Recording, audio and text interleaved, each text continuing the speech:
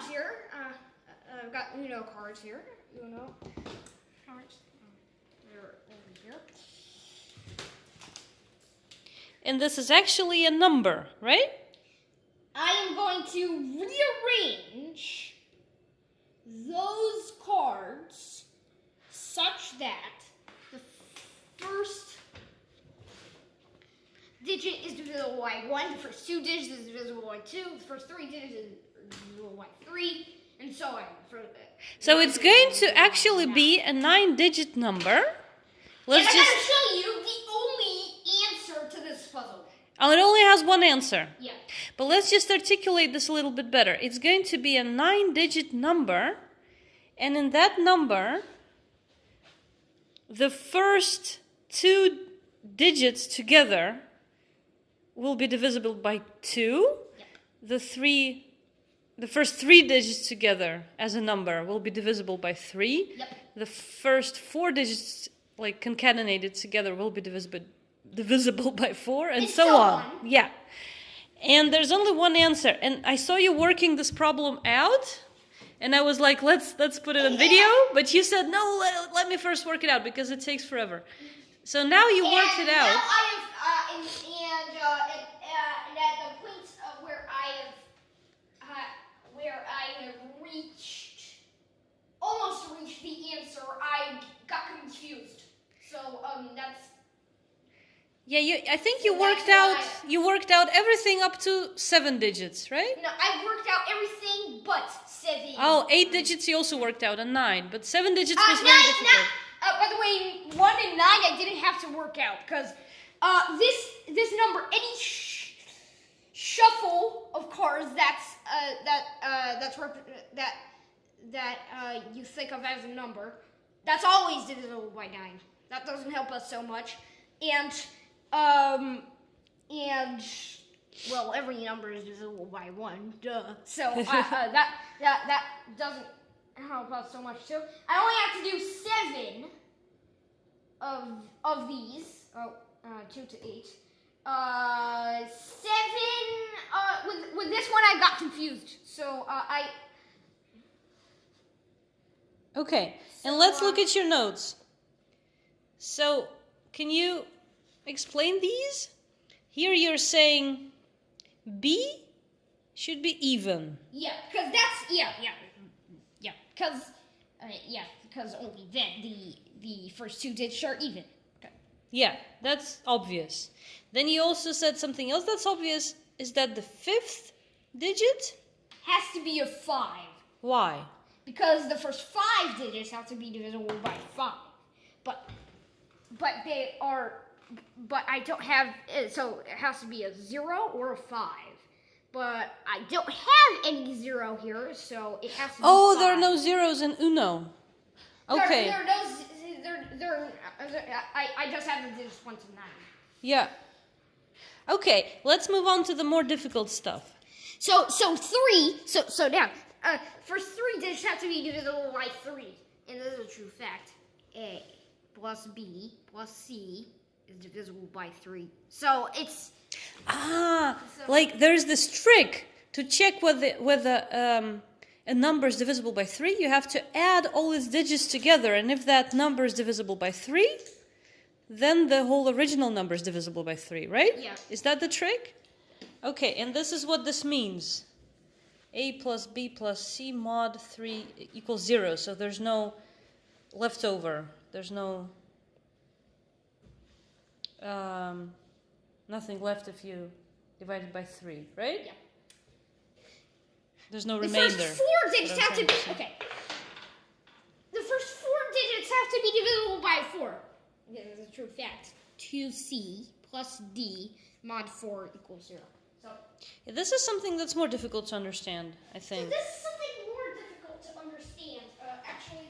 Because you would expect that you would just write A plus B plus C plus D mod 4 is 0. Then again, the remainder is 0. Actually, but there's a problem with that because there's maybe an odd number and you'll get an answer yes, which obviously cannot be true. So okay, because this is not you cannot check whether something's divisible by 4 That By way. adding, yeah, that way. Yeah, that's true. That's true. Or you can say it has to be divisible by 2, so it should be an even number. But then it's probably not divisible by 4. No. If something is divisible by 2, then it's a 50-50 chance that it will be divisible by 4. Oh. Yeah, right. So what does this mean then? So What is What this? does this mean? What I did there was I basically I used something called modular arithmetic, Modular arithmetic. which Okay. is so basically I simplified 1,000A plus 100B plus 10C plus D mod 4 equals 0. So as I simplify that, it turns out that every single power of 10 bigger, that's 100 or bigger, is divisible by 4. So that just cancels out completely. Okay, so A and B. So the way this works, like, if it's Monday, if you add 7 days, then it's Monday again, right? Or if it's Monday and I add 17 days, I first add 14 days, that's it, and back to Monday again, and then add the remaining 3 days, that takes me to Thursday. So, Yep. So basically this is ignoring the A and B, because those are divisible by 4 anyway, right? and 10C, 4 goes into 10 twice with 2 left over, so I put the remainder over there, 2C, plus, and 4 doesn't go into 1 at all with 1 left over. So, Okay, yeah.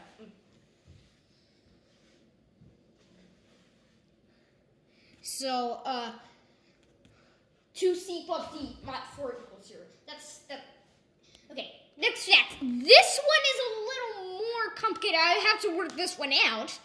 And Yeah, you got your notes over here, right? Is this it? This is it. Look at this. This is Actually, there's a trick for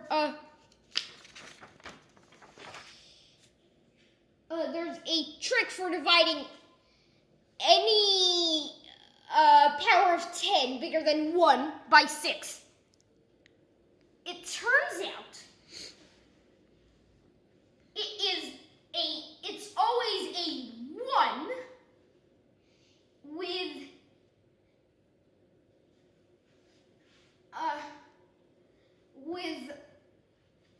how many zeros the number has, minus 1. 6 is after it.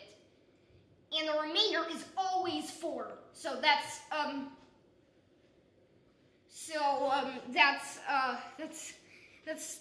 easy. So that's why I just say 4A plus 4B plus 4C plus 4D plus 4E plus, and then a single if, because 6 doesn't go into 1 at all with 1 left over. Okay, so mod 6 equals 0. And for 8 is this one. For 8, it's this one.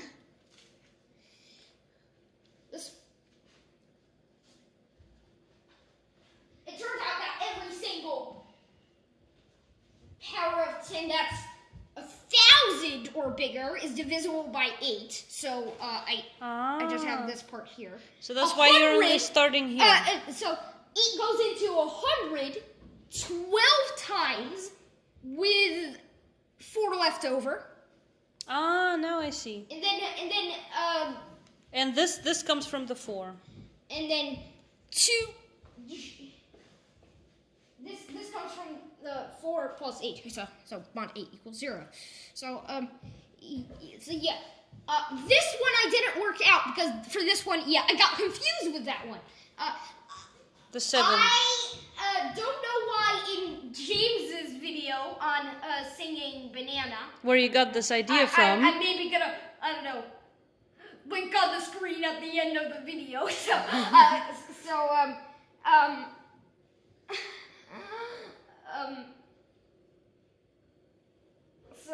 But you know what? Basically, and I'm gonna show you the answer now. No, but Simon, I don't think you need to work out the 7 because you can just deduce Yeah, what the 7 would be, right? Because you know all the rest. So the remaining number is the 7. No. Actually, no. Every single fact is necessary. Okay. Every single fact is sufficient. And every single fact is necessary. So I'm going to show you. So if you ignore this fact, then you can still check everything by hand already. You'll be ended up in a short list of 8 possible answers, and then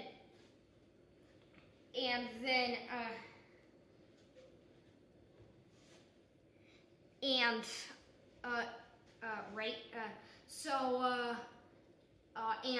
You can just check those by hand, right? Mm-hmm. Okay. So what's the answer? You can't ignore this fact. I'm gonna show you the answer now. Okay. Here is the answer. First, I'm gonna rearrange those cards now. Okay. Mm-hmm. Look at the cards. But how would you know? I'm going to first swap. How would you know what the 1 and the 9 are? 3. They can be any number? The 1 and the 9. The 1 and the 9 don't help us so much. No, exactly. So the one every number is divisible by 1. Duh. Every shuffle of cards like this that has 9 cards to represent. If you think of that as a number, then that's always divisible by 9, right? So, right, any permutation of this thing right here, that's divisible by 9. So that also doesn't help us so much. Yeah, so we have to deal with our 2, 3, 4, 5, 6, 7, and 8. 7, 8. And the 7 you didn't know yourself, so... And here's the answer. So I'm going to first swap the 3 and the 1. Which goes like this. Next I'm going to swap depending on with their maximum. So 2 with the 8. Then I'm going to swap the 6 with the 4. And bingo, that's your answer. This is the answer. Yep. One fun thing about the answer. One fun thing about the answer. Look at the last 3 digits of this number. That's actually also the end of Random Fusion's taxicab number. So, Oh, really? So, yeah. Not like everybody knows that, but okay. Not everybody knows that, but yeah, not everybody knows what taxicab number is. Number file has a video on the taxicab number. Great. So what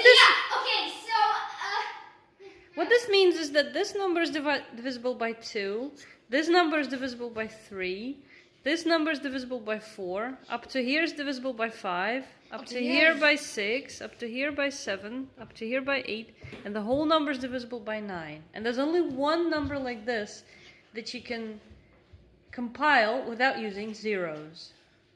Right? Yeah. Thank you. And, okay. One more thing. Link to the Sega video about this over there. Link to the taxi cab number video over there, and over there.